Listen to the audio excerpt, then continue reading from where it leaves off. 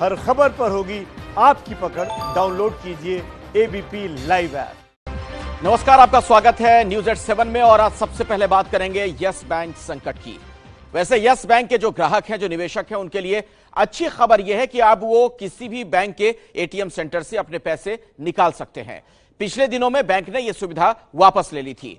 उधर यह भी हुआ है कि यस बैंक के जो संस्थापक है राणा कपूर, उन पर ईडी का शिकंजा और ज्यादा कस गया है।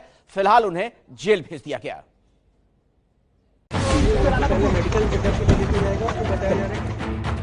यस बैंक का संस्थापक राणा कपूर अब ईडी की हिरासत में है। आज कोर्ट ने राणा कपूर को 11 मार्च तक हिरासत में भेज दिया। राणा सर कुछ कहना चाहेंगे?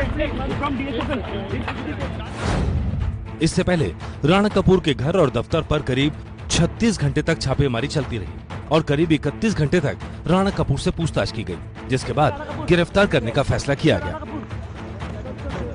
मुंबई के ईडी दफ्तर में कल यानी शनिवार दोपहर 12 बजे से राणा कपूर से पूछताछ हो रही थी और उसके पहले उनके घर पर ईडी ने रेड करते हुए उनसे पूछताछ की थी। रेड की शुरुआत शुक्रवार रात को हुई थी। शुक्रवार रात को मुंबई और दिल्ली, इन दो शहरों में 4 जगहों पर रेड हुई थी। आरोप है दीवान हाउसिंग फाइनेंस कॉर्पोरेशन लिमिटेड यानी DHFL को गलत तरीके से लोन दिया गया।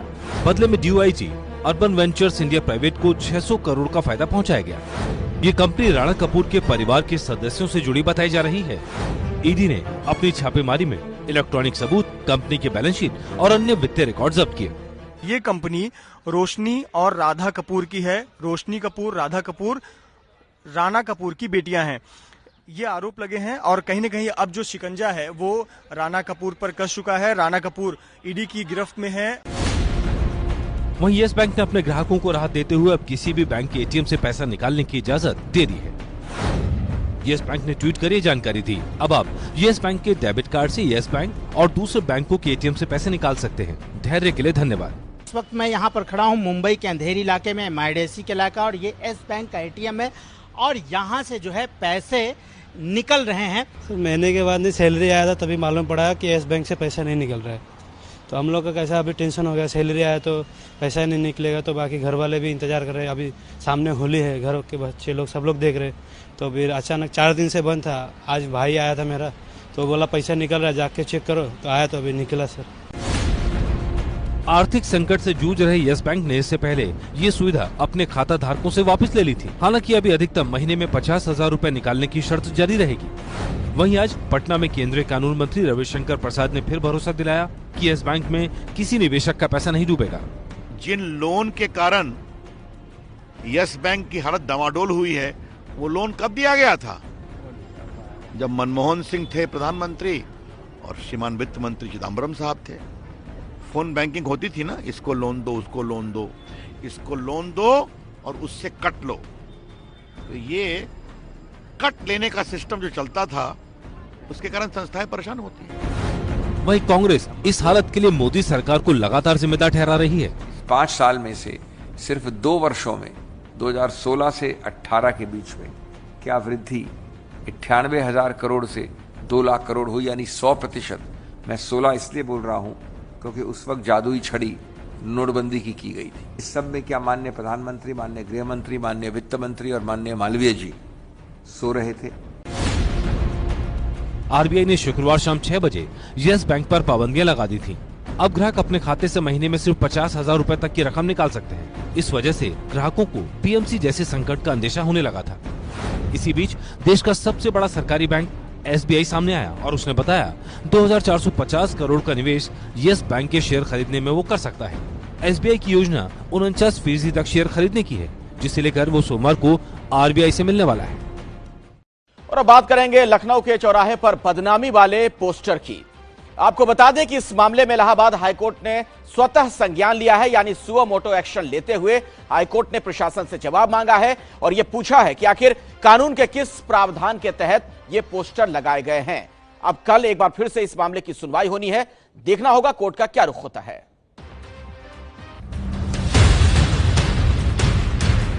यह लखनऊ में लगा वो होर्डिंग जो विवाद का विषय बना हुआ है। होर्डिंग में दंगे के आरोपियों के फोटो, पते सहित लगे हैं और होर्डिंग पर क्षति की राशि लिखी है। इलाहाबाद हाईकोर्ट ने इस पर सख्त आपत्ति जताई। से एडवोकेट जनरल साहब अपीयर हुए इस मामले में, उन्होंने अपनी बात कही, शासन का पक्ष रखा। कोर्ट ने उनको सुनने के बाद जजमेंट रिजर्व कर लिया है, ऑर्डर रिजर्व कर लिया है और कल 2 बजे के लिए रखा है। कोर्ट का अभी तक कोई ऑब्जर्वेशन नहीं था। कोर्ट की जो भी क्वेरीज थी उनका प्रॉपर रिप्लाई दे दिया गया है। बाकी कल ऑर्डर्स। आज छुट्टी के दिन इलाहाबाद हाई कोर्ट ने स्वतः संज्ञान लेते हुए मामले की सुनवाई की। चीफ जस्टिस गोविंद माथुर और जस्टिस रमेश सिन्हा की बेंच ने इस पर सुनवाई की।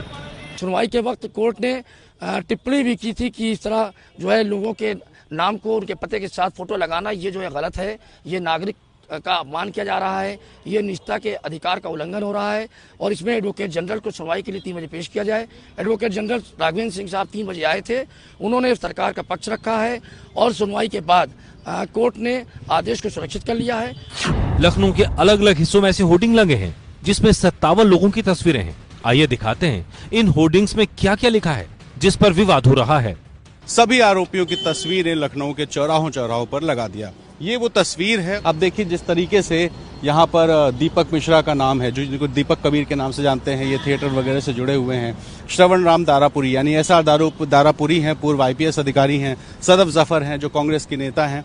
इन सारे लोग ये चर्चित चेहरे हैं और बाकी जितने भी आरोपी हैं, इन सभी आरोपियों की तस्वीर क्रमशः 1, 2, 3, 4, 5 करके लगाई गई है और साथ ही जो क्षतिपूर्ति का जो अमाउंट है वो भी लिखा हुआ है। पूरे लखनऊ में 4 थाना क्षेत्र हैं और 4 थाना क्षेत्रों में कुल 1,55,00,000 रुपए का नोटिस 57 लोगों को दिया गया है। तो ये वो सब लोग हैं जिनके नाम पर हजरतगंज थाने में मामला दर्ज है।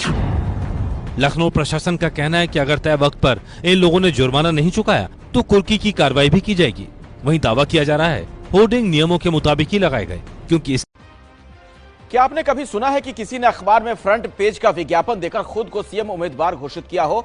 अब ऐसा हकीकत में हो गया। ऐसा करने वाली हैं पुष्पम प्रिया चौधरी, जिन्होंने लगता है नीतीश को फिर सीएम ना बनने देने की ठान ली है। दरभंगा के जेडीयू नेता और पूर्व जेडीयू के MLC विनोद चौधरी की बेटी हैं। परिवार के कई लोग राजनीति में हैं। पुष्पम चौधरी ने अपनी पार्टी भी बनाई है जिसका नाम प्लूरल रखा। विज्ञापन वाली सीएम उम्मीदवार पुष्पम ने जनता के नाम चिट्ठी लिखी, जिसमें लिखा है, चिट्ठी एक मुख्यमंत्री कैंडिडेट अपने साथी नागरिकों को लिख रही हैं। इसे संभाल कर रखें क्योंकि ये आपके और आपके बच्चों के बेहतर भविष्य की गारंटी है। मुझे बिहार को बदलना है। पुष्पम प्रिया। आपको बता दें कि Pushpam Priya London School of Economics and Political Science से मास्टर ऑफ पब्लिक एडमिनिस्ट्रेशन में पढ़ाई कर रही हैं। मैं शेखर कपूर लेके आ रहा हूं प्रधानमंत्री सीरीज 2 शनिवार रात 10 बजे।